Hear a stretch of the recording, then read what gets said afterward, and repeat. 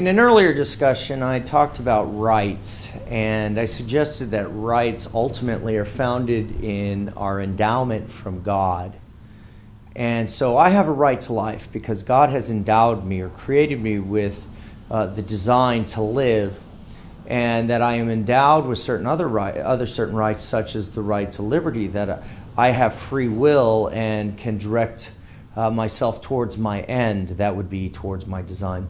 Finally, I have a right that with which I'm endowed by God, as Thomas Jefferson would say, to pursue happiness. Now, this term is very vague to many people, and they just assume that happiness is whatever we make it. In fact, much of this has been going on in our society lately, that we decide for ourselves what happiness is, and thus we could decide what to pursue. But that's not necessarily what Thomas Jefferson had in mind when he wrote that. It's definitely not true with Aristotle, who spoke about happiness, and he would disagree with many of the things that we think are happy, create happiness now. He would suggest that wealth, health, and honors are not necessarily happiness, but these are instrumental goods that may help us in happiness. Aristotle, as well as Thomas Jefferson, would argue that happiness lies or is intrinsically tied to virtue. And thus, if we want to be happy, we need to pursue the good or the virtuous life.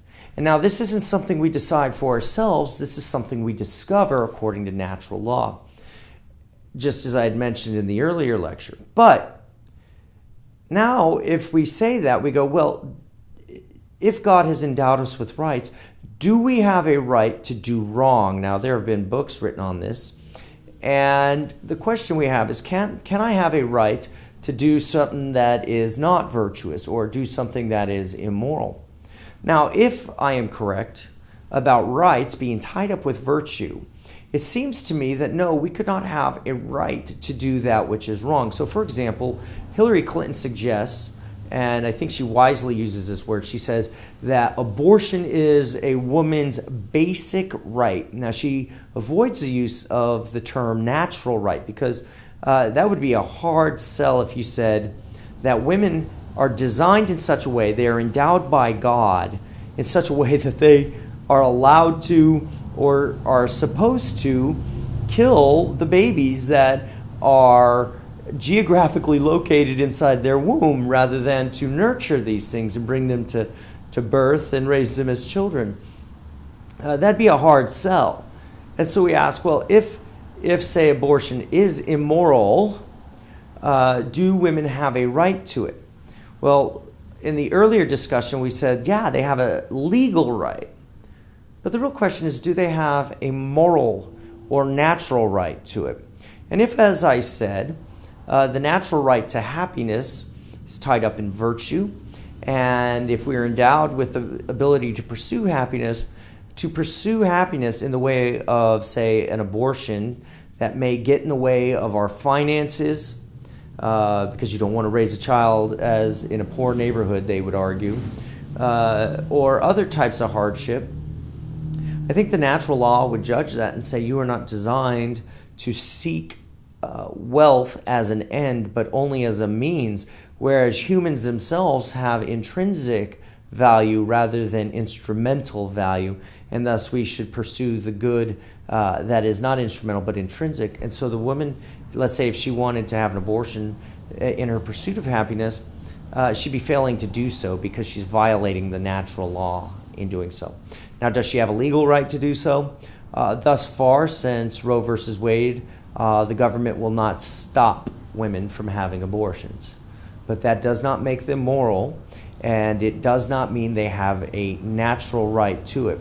To suggest they have a natural right would suggest that God has designed them in such a way that they should do such a thing.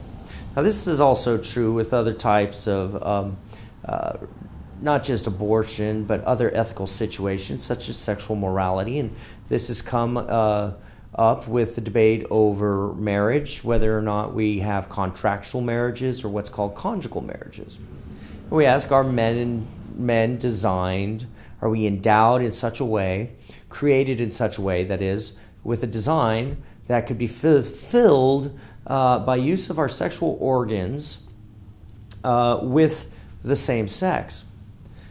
Well, the way I would answer this is I usually ask the question, what are our organs for? Our heart's for pumping, our eyes are for seeing, our ears are for hearing, our upper digestive tract is for digestion, and our lower digestive tract is for expulsion. But then I get to reproductive organs and I say, well, what is the design of our reproductive organs? And it seems to be implied in what they're called, reproduction. And thus, if we are using our reproductive organs in such a way that is not reproducing, well, then we're not fulfilling the nature or the design of our reproductive organs. And thus, when we enter into unions such as marriages, if we're entering them into a union that we will not be in the type of relationship that, if properly functioning, would create offspring, if we're not in that type of relation, we are not in a natural relation. Now, that doesn't only go against homosexuality. That goes against all sorts of other types of encounters with our reproductive organs. If we are using it, say, just to shack up with our girlfriend or boyfriend, and we're not using them in a way to bring two humans together to create a family and to procreate, that is, use our reproductive organs to reproduce, then we're not using them in their natural way, and we're violating nature, and thus we would say we don't have a right to do this. So where there's a legal right, meaning the government's not going to stop you from getting a hotel, yeah, sure, or an apartment and living with your boyfriend or girlfriend, or living with another man if you're a man. The law's not going to stop you. The man's law is not going to stop you. But that's not what I'm asking. I'm asking is, do you have a natural right to such a thing? And if we find out that you're violating the nature of the procreation or the reproductive relationships, then I would say, no, you are not. And this, like I said, this goes for men and women as well as same-sex unions. So this isn't just singling out a certain group of people such as homosexuals, but it also goes for the rest of us if we desire to have polygamous or polyamorous relationships. We are outside the bounds of nature and what our reproductive organs are designed for, and thus we would be outside of the laws of nature, and thus we would not have a right to do that act. So with all that said, if you were to ask me, do we have a right to do wrong, I would say no, because wrong is violating our nature, and the fulfillment of our nature is how we express our rights.